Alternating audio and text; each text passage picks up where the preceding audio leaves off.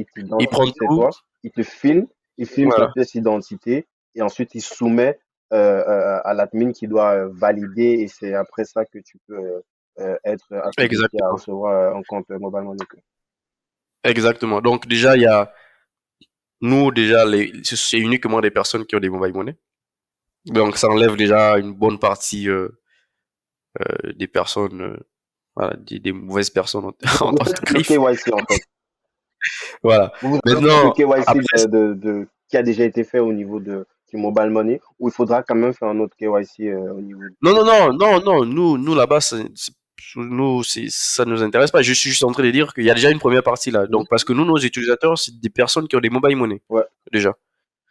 Et lorsque la personne s'inscrit, nous, on fait notre propre KYC. Ah, d'accord. Ok. Donc, tu rentres tes informations, tu scannes ta pièce, tu fais une vidéo selfie. Donc, tu prends un selfie, mais nous, on enregistre une vidéo derrière, de quelques secondes, pour voir vraiment, parce Ah, qu'une on te photo. demande, fais la main comme ça, fais le truc un peu comme ce qui Non, c'est-à-dire, quand si tu mets la caméra devant toi, on ne se contente pas d'une photo. Parce que tu sais, aujourd'hui, pour analyser, il y a des gens qui trichent avec des photos. Mhm. Il peut prendre, il Notre peut photo. prendre une photo ordinaire, On il modifie met la avec caméra, le dip truc là qui permet de prendre un truc voilà. et de donner l'impression que Voilà. Et donc, nous, on se limite pas à ça, on prend vraiment la vidéo de la personne et après on extrait des informations. Normalement, on ne devrait pas le dire ça, hein. Sinon, tu vas avoir des petits filous qui vont aller chercher à contrôler ces trucs-là. Voilà. Bon, ouais, si tu peux couper cette partie, c'est bien.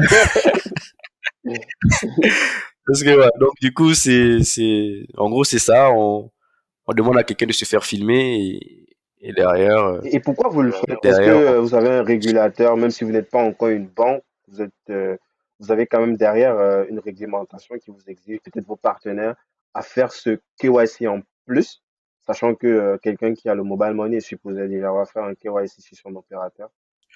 oui, en fait, tu sais, quand tu signes un contrat avec des grosses structures là, que ce soit bancaire ou pas bancaire, euh, des structures comme Visa et autres, là, il faut que tu expliques comment tu fais ton Comment tu KYC pour ne l'identifies? pas qu'il y ait des fuites et Ouais. tout, comment tu identifies tes clients.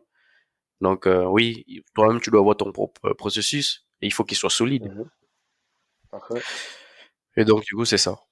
Yes. Donc, juste pour les personnes qui ont... Moi, j'ai par exemple un mobile money, même si je suis en Occident, il est fonctionnel. En plus, ici, c'est qu'avec Orange, ils ont des antennes comme ça, tu peux utiliser ton Orange du pays avec une antenne Orange qui est ici en Occident.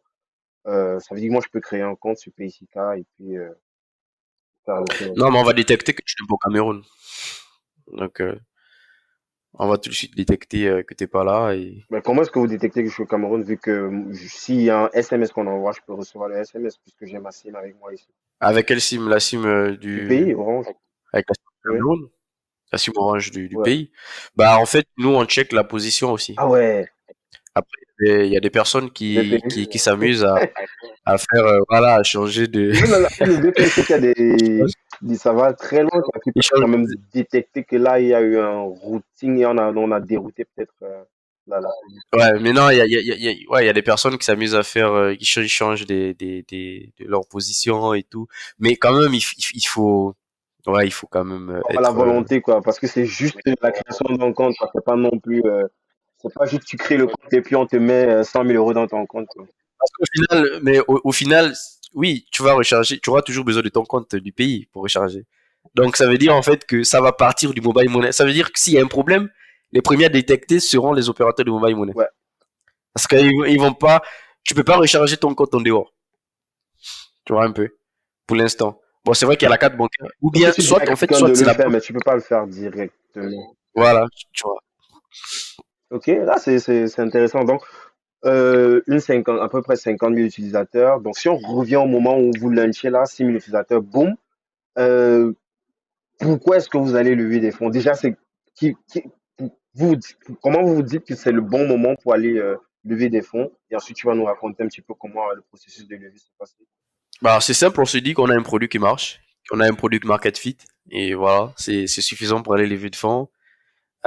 On a une preuve de concept qu'on peut montrer aux investisseurs. Bon, voilà ce que nous on a fait avec avec le peu de moyens qu'on avait.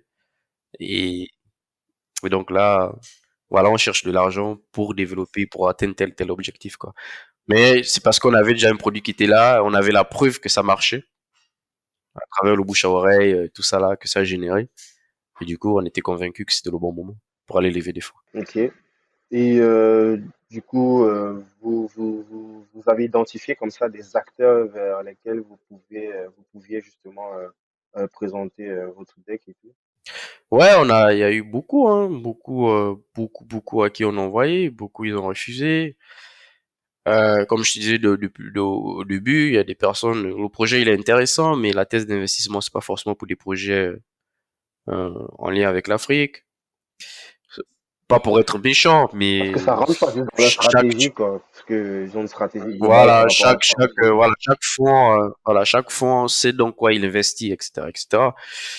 Euh, ouais, c'était comme ça. On a contacté vraiment beaucoup d'acteurs. Nous sommes déplacés pour certains. Il fallait aller par exemple à Bordeaux, à Toulouse, à Paris, faire des pitchs, tout ça.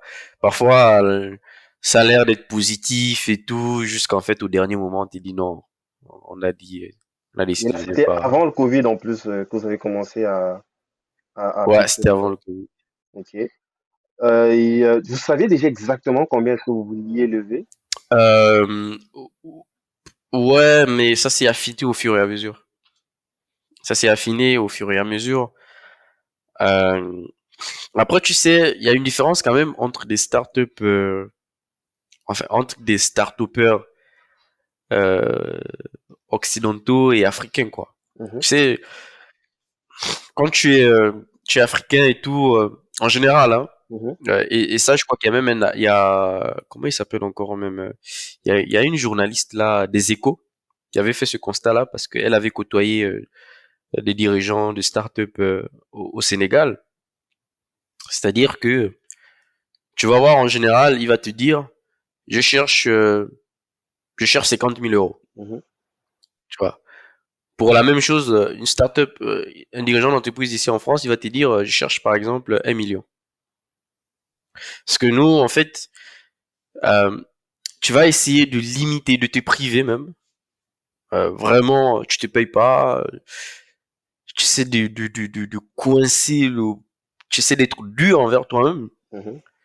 Avoir le minimum possible pour payer certaines charges qui vont te permettre d'envoyer, enfin, de scaler avec ta boîte. Enfin, qui vont te permettre d'avoir des chiffres assez intéressants. Donc, c'était ça. Au départ, on était un peu dans, Dans cette optique. au départ, voilà, on était un peu dans cette optique. Après, nous, on n'a pas cherché. En fait, notre objectif, c'était vraiment d'avoir le minimum possible qui nous permette de déployer le système, une version scalable. Mhm. Et, euh, et donc, après, on partait d'abord sur 500 000. Et ensuite, bon, tout de suite, on a vu, oui, que ça devait être chaud. Déjà, il n'y avait pas beaucoup d'acteurs qui répondaient.